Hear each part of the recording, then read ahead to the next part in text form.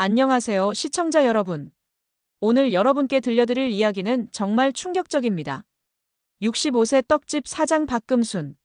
평생 남편의 바람기 때문에 속을 끓여왔던 이 여성에게 어느 날 한 통의 고소장이 날아들었습니다. 그 내용은 바로 간통죄였습니다. 하지만 이것만으로는 끝나지 않습니다. 성공한 사업가 김태호, 그의 죽음 이후 벌어진 두 가족 간의 치열한 재산 다툼. 무려 21억 원이라는 거금을 두고 펼쳐진 법정 공방이 시작됩니다. 과연 누가 진짜 가족일까요? 그리고 이 모든 사건들 뒤에 숨겨진 진실은 무엇일까요? 마지막에 여러분을 깜짝 놀라게 할 충격적인 반전이 기다리고 있습니다. 지금부터 시작하겠습니다. 경기도의 한 전통시장. 이른 아침부터 하얀 김이 모락모락 피어오르는 떡집이 있습니다. 이곳의 주인은 올해 65세인 박금순 씨입니다. 방금 나온 거라 말랑말랑하니까 좀 골라보세요. 금순 씨는 시장에서 현금의 여왕이라 불릴 정도로 손이 큰 것으로 유명합니다. 하루 종일 쉴 틈 없이 떡을 만들고 손님을 맞이하는 그녀의 모습은 정말 부지런해 보입니다. 하지만 금순 씨에게는 하나의 골칫거리가 있었습니다. 바로 빈둥거리는 남편이었죠. 하루 종일 집에서 뒹굴다가 장사가 끝날 시간만 되면 나타나서 가장 먼저 하는 일이 바로 돈을 세는 것이었습니다. 야, 오늘도 장사가 아주 잘 됐구만. 역시 현찰의 여왕이야. 그리고 이 남편에게는 치명적인 약점이 하나 있었습니다. 바로 여자를 밝히는 성격이었죠. 특히 연상의 여자들을 좋아했습니다. 남편의 바람기는 이미 동네에서 공공연한 비밀이었습니다. 오늘도 어김없이 나타난 그의 새로운 타겟은 금은빵집 주인의 아내 강미라 씨였습니다. 당신이 이 세상에서 제일 이쁘지? 이 세상에서 제일 이쁜 여자가 누군지 알아? 바로 처음 본 여자야. 정말 뻔뻔하죠?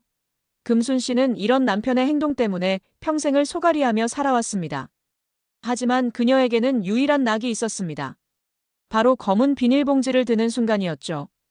이게 무엇인지 궁금하실 텐데요.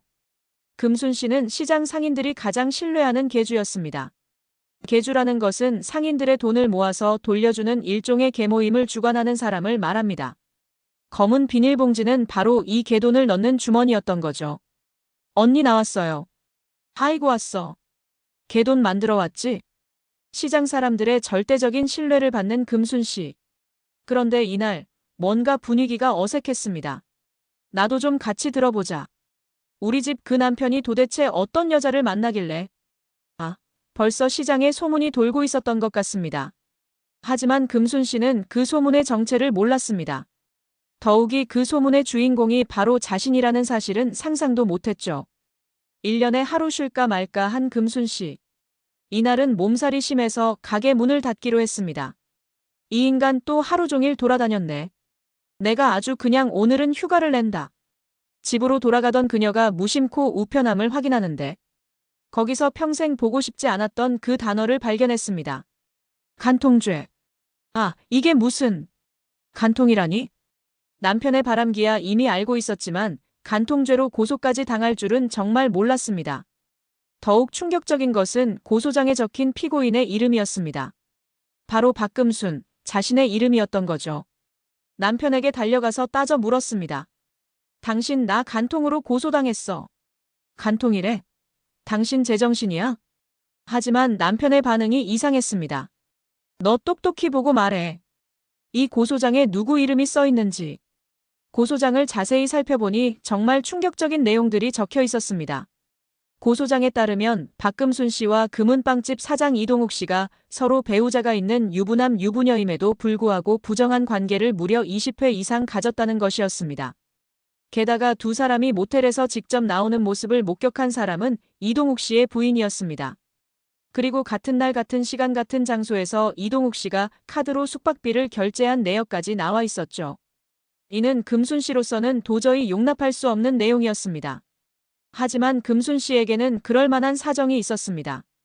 이동욱 씨는 시장의 유지로 알려져 있었습니다.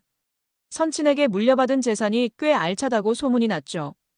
계돈을 나누는 날 이동욱 씨는 현금의 여왕 금순 씨를 찾아왔습니다. 한 2천만 원 돌릴 수 있을까요? 실제로 금순 씨는 이동욱 씨에게 무려 1억 원의 돈을 빌려준 것으로 밝혀졌습니다. 원금은커녕 밀린 이자가 얼마인 줄이나 알아? 바로 이 돈 때문에 둘 사이에 자주 만날 수밖에 없었던 거죠. 금순 씨는 참을 수 없었습니다. 금은빵집으로 직접 찾아가서 따져 물었죠. 누구 신세를 망치려고 내가 지금 간통으로 고소를 해? 늙은 게 젊은 놈 꼬시려면 돈까지 필요했겠지. 근데 왜 쫓겨나왔나? 하지만 이동욱 부인 강미라 씨의 반박도 만만치 않았습니다. 기억해? 지난달 15일 장미 모텔, 20일 러브 호텔. 그날 내가 거기에 간 거 맞는데 왜 모텔에 드나들었느냐고 물으면 시원하게 대답을 못할까? 심지어 모텔 출입 일자와 시간까지 정확히 제시하며 맞섰습니다.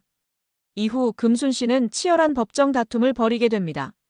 상대 측에서 제시한 증거들은 상당히 구체적이었습니다. 이동욱 씨의 자술서와 모텔 영수증, 그리고 부인의 목격 증언까지. 2월 20일 모텔에서 이동욱이 와이프 카드로 계산했어요.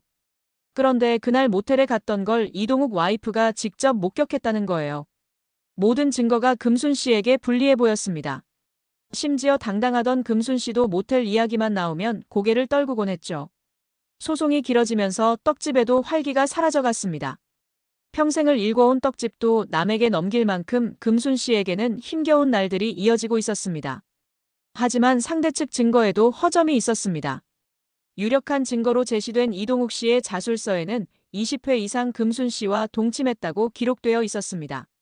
하지만 정작 이동욱 씨는 금순 씨 몸에 난 흉터조차 제대로 기억하지 못했습니다. 이는 매우 이상한 일이었죠.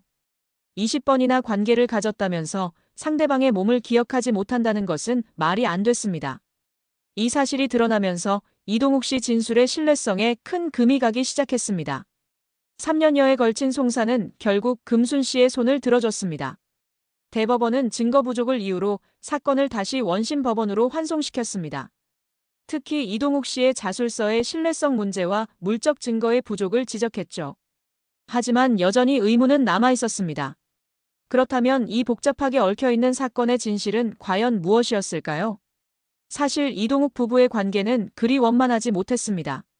너 개망신 나가고 싶지 않으면 나한테 합당한 위자료를 제시하든가. 내가 돈이 어디 있어? 우리 빵집 빚쟁이들에게 시달리고 있는 거 당신이 더 잘 알잖아.